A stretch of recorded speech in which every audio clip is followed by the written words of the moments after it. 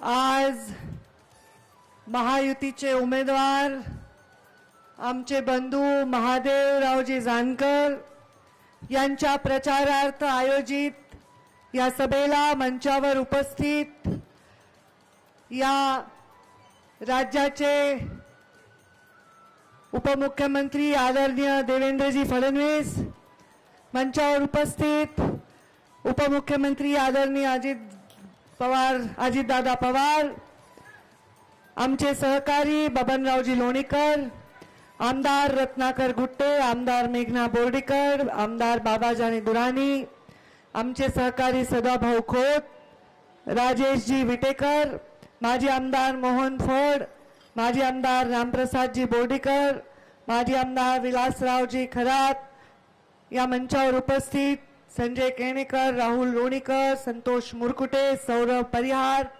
उपस्थित सर्व मान्यवर आणि महादेव जानकर यांच्या नामनिर्देशनासाठी आणि त्यांच्या विजयाच्या निश्चयासाठी त्यांच्यावर प्रेम करणाऱ्या आलेल्या सर्व जनता जनार्दनाला माझा नमस्कार. जय मल्हार.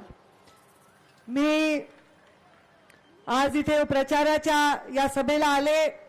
मला काल महादेवजी जानकर यांनी फोन केला आणि त्यांनी सांगितलं मी फॉर्म भरतोय. आज 1 एप्रिल आहे. मला आधी वाटलं की एप्रिल फुलच करायलेत. मला म्हणले नाही, आजच फॉर्म भरणार आहे आणि आज फॉर्म भरण्यासाठी ताई तुला यायचंय. त्यांनी मला फोन नसता केला तरी माझ्या आतापर्यंतच्या परंपरेनुसार त्यांची काळजी घेण्यासाठी आणि त्यांच्या कार्यक्रमाला यशस्वी करण्यासाठी मी हातभार लावण्यासाठी आलेच असते, याच्यात कुठलीही शंका असण्याचं कारण. मला आठवतो तो दिवस जेव्हा महादेव जानकरांच्या कार्यक्रमाला चौंडीला मी आणि मुंडे साहेब गेलो होतो आणि तेव्हा मुंडे साहेबांनी सांगितलं होतं की माझ्या वारस पंकजा मुंडे आहे तरी मी महादेव जानकरांना माझा मुलगा मानतो. तुम्हाला प्रॉपर्टी मिळणार नाही पण राजकीय वारसा नक्की मिळेल असं त्यांनी सांगितलं होतं. त्याच्यानंतर जेव्हा महादेव जानकरांना माडा लढायची इच्छा होती तेव्हा मला मुंडे साहेबांनी एक काम दिलं होतं आणि तेव्हा महादेव जानकर साहेबांनी बारामतीची निवडणूक लढली होती. हापशावर आंघोळ करायची, जिथं बाज मिळेल तिथंच आडवं व्हायचं. जे शेतामध्ये खाणारे शेतकरी बांधव आहेत, आपले मजूर बांधव आहेत, ते खातात तेच खायचं.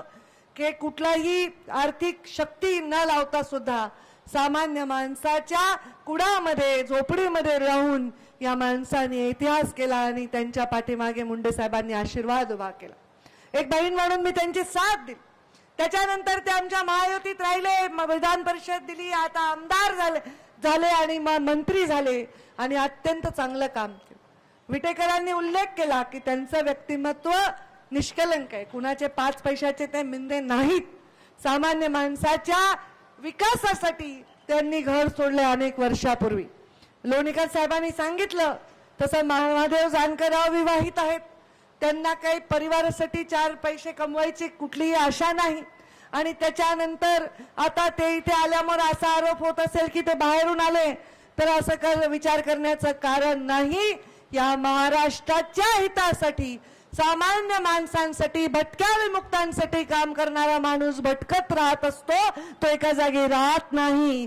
आणि तुमच्या विकासासाठी बारामतीत सुरू झालेला प्रवास भटकत भटकत येऊन परभणीमध्ये थांबलेला आहे. त्यांना विजयी करायची जबाबदारी मंचावरच्या प्रत्येक माणसाची जेवढी आहे तेवढी तुमच्या सर्वांची देखील आहे. विकासाचं काम करण्यासाठीच अनेक शक्ती आज एक आल्या. खरं तर 5 वर्षापूर्वी जेव्हा मी सभा घेत होते तेव्हा या सभा मी वेगळ्या शक्तींविषयी, वेगळ्या व्यक्तींसाठी घेतल्या होत. पण आता राज्यामध्ये एवढे बदल झालेले आहेत की मला मध्ये विचारले की ताई तुम्ही मागच्या वेळी प्रचाराला आला होतात तेव्हा समोरच्या खासदारांचे आला होतात आणि आज तुम्ही जानकर साहेबांच्या प्रचाराला आले. महायुतीचे उमेदवार भारतीय जनता पार्टीच्या कोर कमिटीमध्ये महायुतीच्या नेत्यांच्या समवेत ठरलेले आहेत आणि त्यांचा प्रचार करणं जबाबदारी माझी असली तरी महादेव जानकर कुठेही कसेही कोणत्याही चिन्हावर उभे राहिले असते तरी मी त्यांच्यासाठी बहीण म्हणून गेले असते. एक वेळ भाऊ विसरतो बहिणीला पण बहीण भावाला कधीच विसरत नाही. त्यामुळे माझी जबाबदारी सर्व अंगाने आहे आणि म्हणून मी इथे आलेली आहे. आपण सर्वजण या भागाच्या विकासाची, या भागाला एक ओळखीची गरज आहे. डायरेक्ट सत्तेच्या बरोबर राहून सर्वांगीण विकास करण्यासाठी महादेवजी जानकर यांना आपण प्रचंड मताने विजयी करा आणि एक गरीब सामान्य माणूस राजकारणामध्ये एका उंचीवर जाण्याची स्वप्न बघतो, तर त्या स्वप्नांना तुमच्या सगळ्यांच्या हाताची साथ मिळाली पाहिजे, अशा प्रकारचं उदाहरण इथे प्रस्थापित करा. जानकर साहेब, मी तुम्हाला पण हक्काने सांगणार आहे, तुम्ही या लोकांसाठी इथे घर घ्या. तुम्हाला काही फार मोठ्या घराची गरज नाही, तुम्ही एकटेच आहेत. तुम्हाला काही फार मोठ्या घराची गरज नाही. जे काही घर तुम्ही घेताल त्या घरासमोर वंचितांची, पीडितांची गर्दी झाली पाहिजे आणि त्यांचं प्रत्येक काम तुम्ही मार्गी लावलं पाहिजे. तुम्ही इथे राहा, या लोकांच्या विकासासाठी काम करा, त्यांचं आयुष्य घडवण्यासाठी काम करा. ईश्वराने तुम्हाला दिलेली जी संधी आहे त्या संधीचं सोनं जनतेची सेवा करून करा. कारण सत्ता म्हणजे सर्व नाही. सत्तेमध्ये आम्ही राहिलोत, पण माझ्या अनुभवामध्ये फक्त 95 ते 99 सालापर्यंत मुंडे साहेबांना सत्ता होती. नंतर कधीही सत्ता नव्हती, पण जनतेच्या मनातली त्यांची सत्ता कधीच कमी झाली. मी सुद्धा आता स्वतःच्या अनुभवावरून सांगते. खरं तर आता मी उमेदवार आहे. उमेदवार असल्यामुळे मला माझ्या मतदारसंघात राहणं आवश्यक आहे. बऱ्याच चर्चा, बऱ्याच गोष्टी, अमुक आहे निवडणूक, तमुक आहे निवडणूक बाहेर येत आहेत. त्यामुळे मी अगदी डीप जाऊन काम करते, लोकांच्या भेटीगाठी घेते. मी लोकसभेत आत्ताच जाईन असं मला वाटलं नव्हतं, पण पक्षाचा आदेश आहे, मी निवडणूक लढायला उभी राहिलेली आहे. आणि असं असताना सगळेजण मला म्हणतात, ताई तुम्ही सभेला या. तेव्हा मला वाटलं नाही की बाहेर मी फार राज्यात वेळ देऊ शकेन, पण जानकर साहेब तुमच्या प्रेमापोटी मला इथे येणं भाग होतं. एक तुमच्यासाठी मी इथे आले. पण आज निवडणूक लढताना तुम्ही लोकांना जो शब्द द्यायचा आहे तो शब्द त्यांच्या सेवेचा आहे. आज 5 वर्ष कुठल्याही पदावर नसताना सुद्धा जेव्हा मी लोकांच्या समोर जाते, लोक माझ्या विकासाचं उदाहरण देत आहेत, तेव्हाच्या सर्व जाती धर्माला सोबत घेऊन जाण्याचं उदाहरण देत आहेत. तसंच उदाहरण तुमच्याही बाबतीत लोक देतील याचा मला पूर्णतः विश्वास.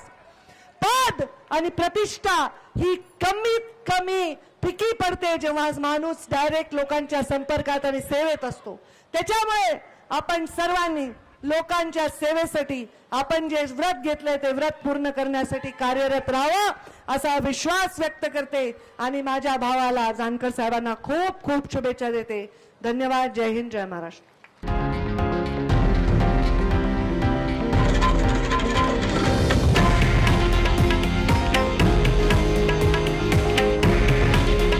हे आहे देशातील नंबर 1 न्यूज नेटवर्क आणि आपण पाहत आहात TV9 मराठी. काळजी तुमची, हित महाराष्ट्राचं.